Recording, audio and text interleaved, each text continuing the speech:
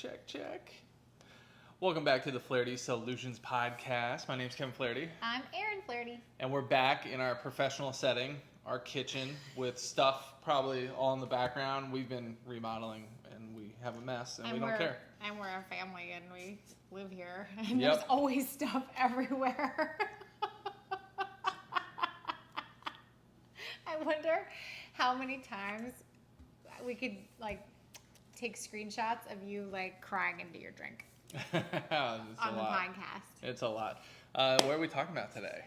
So the counties and states have all come out with, they're starting to come out with their back to school or not back to school plans. So our county and the surrounding counties in Maryland have decided to start school all virtual, which is starting to spark conversation at the pool, conversation on Facebook. It's everywhere. How are we going to do it all? Mm-hmm. So we thought it was a good topic to bring up because this is, that word unprecedented. It might be the most commonly used word of 2020. This is unprecedented. We've never had to do this where we are expected to do our jobs. We're expected to raise our kids and now school our kids because let's be honest, when you have either a special needs kid and or younger school-aged kids, it's not like, oh, here, sit with your computer and just do school all day. Yeah. School is a place where kids go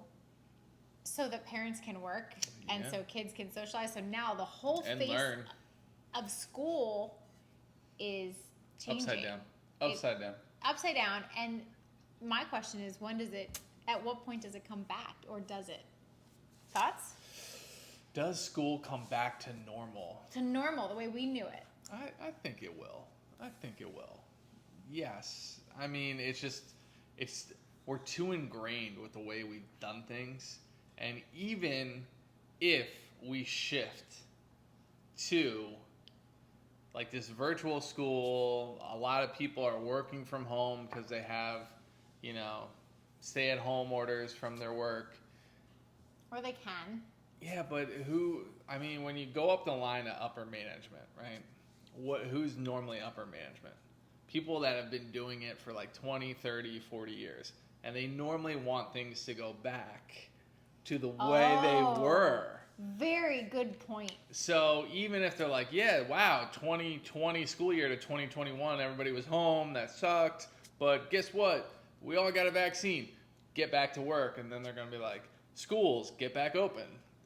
So that's where, as much as I think I wouldn't be upset if everything changed, because change sometimes brings new, innovative things, good things. For sure. Does it completely suck? So back to our last episode where we were camping. That was what was your reality, right? Mm-hmm. So when you think about it, when you focus on your reality, and we were watching the Board of Ed, give their decision last night, and it was the final episode of The Bachelorette. It was. You were waiting for who gets. Do they do the rose in The Bachelorette? I don't know. I just wanted to say on air The Bachelorette. I think The Bachelor. I don't know. Gives the rose. Yeah. So it was the final episode of who's going to get the rose. Suspense was crazy, and it was a close vote for our county. But what is your reality? You think, for me, I had a viewpoint on it, and I thought everybody felt this way because my group of friends think very similar. Right. And I was amazed how many people had an opposing view to me. And, that's where even when you have your reality, the articles you read, the facts I'm being given, you also have to be respectful of other people's opinions. You can't always go to Facebook war with people. Or assume that everybody thinks the same way you do. Exactly. So as much as I wanted it to go a certain way and it didn't, or it did, leaving you in suspense, which way do I think? It was very refreshing to see, oh, wow, some people are very for this or very against it. And, but people did treat it. The thing I didn't like was people were kind of gloating.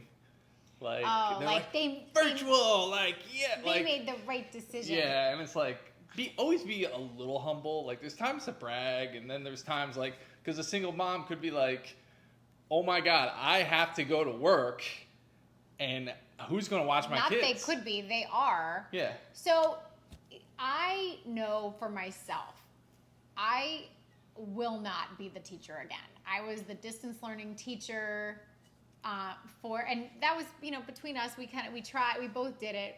I'm the better teacher. Like, Yeah. I have a teaching degree. Like, it was just, not mine. yeah. Like, and there were times where I was like, you need to do, Yeah.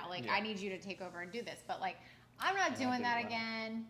I'm not doing it. And so I didn't wait for the decision. No. I've been thinking about this for several weeks, maybe even a couple months, because I didn't think they were going to go back. I mean, they were talking maybe going back 2 days a week max for the elementary school. Well, guess what? When you run companies that 2 days a week with your child, and our child needs a lot of attention. She needs a lot of attention, and she needs to be stimulated. Where if she's home and she's watching TV all day, she's gonna get in trouble. Like, she's gonna start looking for the toothpaste to make slime, and then I'm gonna lose my what. So I started thinking about this You just made me cringe. I know. So we have already thought of an alternative for her. Like, we had already started thinking about this. So it got me thinking, because now a lot of people are reacting to the news where they were waiting and then now they're planning. I couldn't do that. I needed to plan before I knew what was. And just so people understand, her personality is like, we're leaving for a trip next Saturday. Like, we're going over the checklist today. And she starts organizing. I do plan, and I do. She's organized. Like, as soon as the thought comes into her head, she's taking steps. So that's her personality. I'm an Enneagram 3. Have we talked about Enneagram? Not yet. Okay. But I'm like, we're leaving at 9 a.m. I'm going to start packing at 8:40. Yeah. Throw it in and go.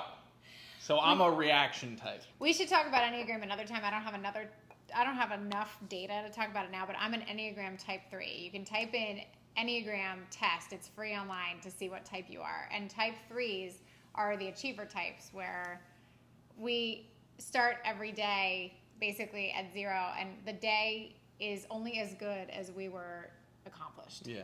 So, sorry, but guess what? I had my plan in place, and we're not going to go into my plan, but I had my plan in place before this came out. Well, now everybody's scrambling, like, what are we going to do? So I think you have to ask yourself, because everyone's like, how are we going to do it all? How are we going to work and parent and be a spouse and be a friend and make sure these kids are schooled? So I think what everybody has to examine is, what do you have to work with? So what are your options? Like, what are your physical options? Like, do you have a grandparent, one of your kids' grandparents who is, a former teacher? I've been talking to people who is willing to come help with the distance learning. Like, that might be an option. Do you have a nanny? You're like, maybe you stay at home and that's what you do. So what options do you have? What do you need? Because for me, we're flexible. We can work from home. But I knew for myself, I ain't doing this again. Yeah. So it's not like it's an option, but it's not an option. Yeah, and you know what I mean? So you have to examine, like, and what do your kids need? Yeah. We have an older one who is self-sufficient. Hannah is she's self-sufficient, but she's nervous about virtual learning, where she did fantastic last year, but that's when they were just giving them busy work in May to finish up the year. She's not sure. So what do your kids need? And then finally, what can you afford? Yeah. So it's those questions. What do we have to work with? What do I need for my sanity so that my family can stay intact and stay healthy, and my kids can, mental health is a huge concern right now. So what do we have? What do we need? What can we afford? It's a lot. Right? It's a lot. Yeah, and the first thing you brought up was grandparents, and then it's when you were watching the Board of Ed decision, you saw some people, you could tell some people they were fortunate enough to be able to stay at home and do the parenting and not have to go to work. So they were so pumped to get work from, or is it virtual learning? Mm-hmm. While other people that were dual income households or just single income households, and they were the only person in there, they were like, now my kid has to stay with my parents, which puts them more at risk. Or I don't have parents close by. What the heck am I going to do? It's just so... And there are these... So already, just like social distancing wasn't ever heard of before 2020. Mm-hmm. We didn't know what social distancing was last year, and then now you can't go an hour without hearing it.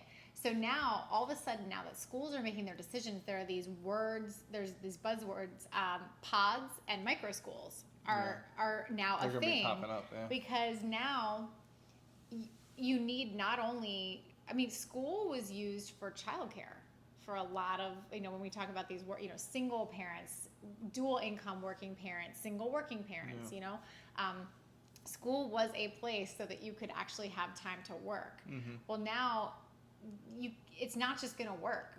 The kids are just going to stay home, and we can't assume they're just going to like regulate their own schedule, especially if they're between 5 and 10 and certain. It's so tough. And especially you keep getting younger, like before school age kids, like I'm just, this is still hitting me. It saddens me that we're in this situation. But what I can say and bring to the table, to your point of how do I, be a good teacher, or shouldn't say teacher because the teachers don't want you teaching.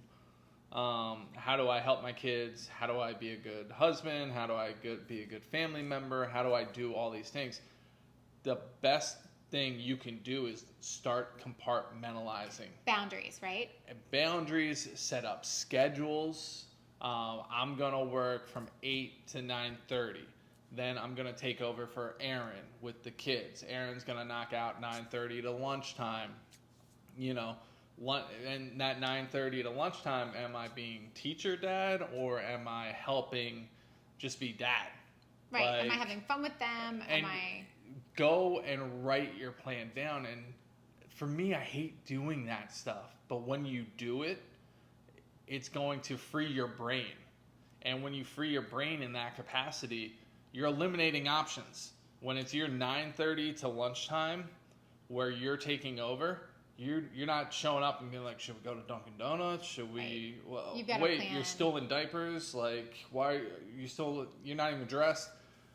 You're eliminating all the craziness, and you're not turning your brain into a pretzel. Like, what are we gonna do? Are we doing this? Are we practicing softball outside?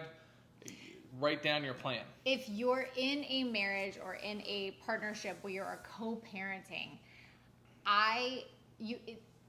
being together on this is a must. And I can tell you, I saw an article the other day, and it's been on my mind, but I saw an article the other day where this is shaking up a whole generation of working mothers. Yeah. I've not been following my own advice, and I've been scrolling Facebook because it's such a train wreck right now, watching people, see what they're going to do about school and just like form these pods and micro. You got to look at the car accident.